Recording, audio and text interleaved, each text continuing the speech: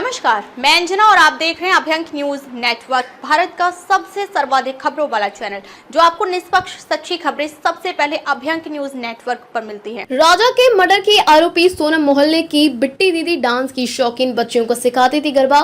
Social media पर कई फर्जी आईडी। इंदौर के राजा रघुवंशी की मौत की आरोपी पत्नी को देश भर में लोग सोनम रघुवंशी के नाम से जानते हैं, लेकिन मोहल्ले वालों के लिए वो सिर्फ बिट्टी दीदी है। यहाँ उसे कोई सोनम नहीं कहता है। बड़ी बिट्टी तो छोटे उसे बिट्टी दीदी कहकर बुलाते हैं। पति राजा को साजिश के तहत सोनम शिल्लौंग ले गई और बाद में उसकी हत्या करवा दी। इसका खुलासा होने के बाद भी मोहल्ले वालों को भरोसा नहीं हो रहा कि उनकी बिट्टी ऐसा भी कर सकती है। मोहल्ले में वो काफी एक्टिव रहती थी, धार्मिक आयोजनों में भी शामिल होती रही।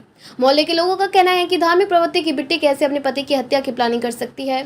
सोनम उर्फ बिट्टी के करतूत सामने आने के बाद से मोहल्लों को लोग भी सकते में हैं। खुलकर अब वो भी सोनम के बारे में कुछ भी कहने से बच रहे हैं। सोनम के घर की तरफ देखते हुए मोहल्ले के लोग चुपचाप निकल जाते हैं। कोई सोनम के बारे में पूछता है तो चुपचाप इशारे में उसका घर बता देते हैं। गली में पूरे समय लगभग सन्नाटा पसरा रहता है। शाम के समय कुछ बच्चे जरूर गली में क्रिकेट खेलते हैं, लेकिन उनकी कोशिश रहती है कि गेंद सोनम के घर की तरफ ना जाए। पड़ोसियों का कहना है कि सोनम के दिमाग में कैसे ये सब आया, अब क्या बताएं। मोहल्ले में रहती थी तो उस हिसाब से जानते हैं कि सोनम अच्छी थी। उसे बचपन से देखा हुआ है। हम लोगों के साथ धार्मिक आयोजन में साथ रहती थी।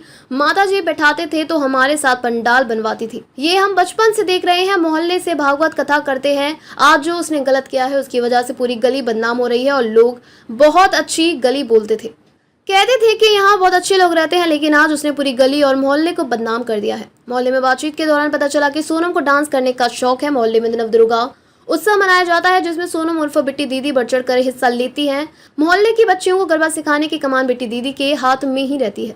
धार्मिक आयोजनों में भी सोनम मोहल्ले में सक्रिय नजर आती है। मोहल्ले के लोगों ने बताया कि हम सब यही समझते थे कि वो धार्मिक प्रवृत्ति की है। पूरा परिवार भागवत कथा भंडार में पूरा सहयोग करता है।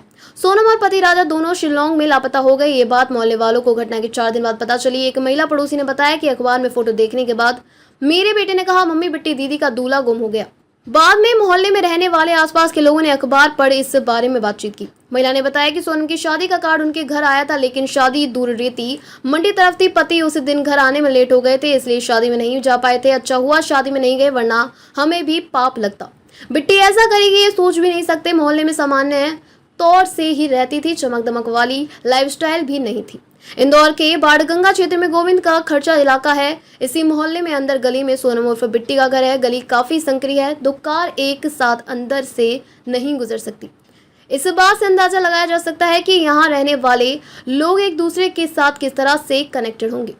घर से बाहर निकले और 2 कदम चले तो आप खुद को सामने वाले घर के गेट पर खड़ा पाएंगे, लेकिन इन दिनों यहाँ का नजारा बदला हुआ है। गली के मुहाने पर थाने के बीट वाले पुलिसकर्मी तैनात रहते हैं। गली में थोड़ा अंदर जाने पर ही सोनम उर्फ बिट्टी का घर आता है। सोनम उर्फ बिट्टी के घर के बाहर फिलहाल दिन भर सन्नाटा पसरा रहता है। ना तो अंदर से कोई व्यक्ति बाहर निकलता है और ना ही बाहर से कोई व्यक्ति अंदर जाता है। इक्का दुक्का व्यक्ति अंदर जाता है तो वो भी कई घंटों के बाद, लेकिन वो भी गर्दन नीचे करके चुपचाप गेट खटखटाता है और घर के अंदर दाखिल हो जाता है। ताजा खबरों के लिए अभ्यंक न्यूज नेटवर्क पेज को फॉलो करें और लाइक करें, सब्सक्राइब करें, बेल आइकन को दबाना ना भूलें।